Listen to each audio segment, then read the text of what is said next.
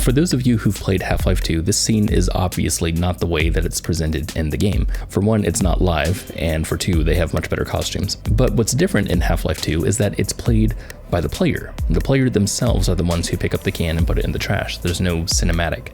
But say the cinematic is the way that we saw the scene originally play out. Weirdly enough, it would feel normal. This is because so many games use what I call passive storytelling in their gameplay to get the story across to the player. This can be done in text, cinematics, or expository dialogue. But seeing the scene play out in a passive way like this doesn't really make the player feel anything personally. Like, they might feel a bit sympathetic for Gordon, but they don't feel much for themselves. And feeling these emotions directly as the player is essential for interactive storytelling.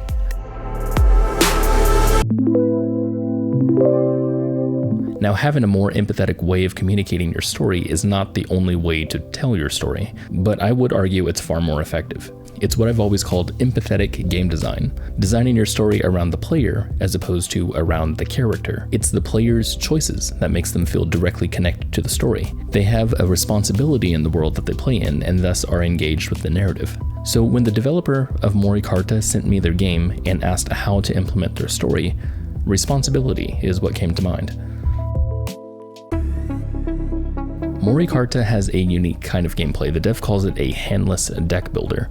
It's a game where the player has a deck and plays every card in their deck one at a time. The main combat consists of playing one card one of two ways. The gameplay, while very interesting, doesn't actually tell the story. The story, rather, is told through brief intermissions throughout the combat, sometimes at the beginning and sometimes at the end. The player just reads the story through cards that each act as a stanza in a poem. Now, while the poems are very nice and the stanza creates a pretty good flow, the dev mentioned this. We've committed to telling the story primarily through text on cards, using simple rhyming schemes. The game should be approachable but hint at more and respect the player's efforts if they work to uncover more.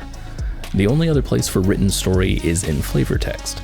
Both these methods feel disconnected from the core interactions of the game, which feels weak. How can we better connect the two? The primary feeling goals of the mechanics are regret and gratitude. As such, they are also the pillars of the way our characters often feel in the story. However, since our narrative is linear, there's no opportunity for the player to experience these feelings during the written narrative moments of the game. How can we bridge this gap? Is it possible? Yes. So the way that I see bridging this gap between gameplay and narrative is to simply make the narrative itself into choices. We should have those story moments playable as opposed to just reading. As we saw in Half-Life 2, the moment of making the player pick up the can instead of showing it to them creates this feeling in the player. Before I get ahead of myself, I just want to say that that part in Half-Life 2 is more than likely a tutorial that was contextualized with story and just so happens to be a very memorable scene. But the reason why it's so memorable is because the action reinforces the theme. The choices being representative of the theme generally makes for a better experience because it gives a reason for the story to play out. So think of what emotion that you want the player to face at this moment, then make that into a choice.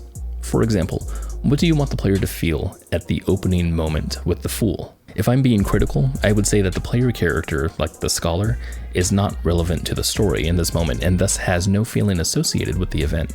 But perhaps you want the player to feel, say, aggravated at the Fool for being stupid. So what choice allows the player to feel aggravation? Well, aggravation is defined as an intensification of a negative quality. So in this respect, to intensify the negative feelings toward the Fool, there could be multiple choices of the player telling the Fool to stop playing with fire, and each time the Fool doesn't listen. For example, the choices stop or please don't leads to, it's okay, I have it under control. And then you say, no you don't, or you're gonna lose it, and it can lead to, I can do this. And then you present them with, you're gonna burn down the library, or please, I'm begging you to stop, which leads to, whoops.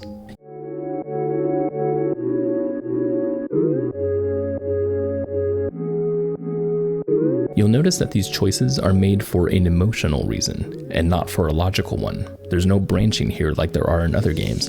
There's no unique story being told by each player specifically, and that's perfectly fine because the choice is about the theme. It's about the feeling that the player gets from playing the moment. What I think was amazing in this game was this feeling of regret that I got from following the orders of Hao, the god of change.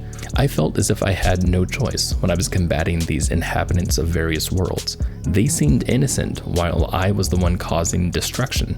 It was a really interesting feeling, one that I wish was told more directly when it came to the narrative. What I found really interesting was when Hao possessed the Fool, because possession is something that can directly be communicated through choice.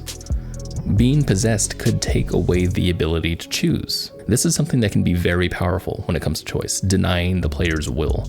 For example, that moment in BioShock that we all know about, or Chamber number 17 in Portal, or even the entire game of Depression Quest. These are all very powerful moments that represent disempowerment from the lack of choice. So think about the types of choices that you're giving the player and think about how you could connect them back to your theme. So this is basically what I'm trying to say.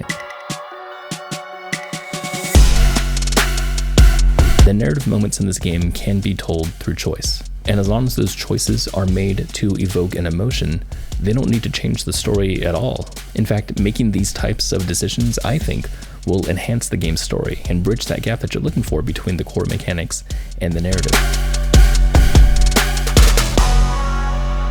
Hey, if you're a developer that needs some story feedback or narrative feedback, please submit your game. There's a link in the description, or you can go to gamesover.coffee. Thanks so much for watching.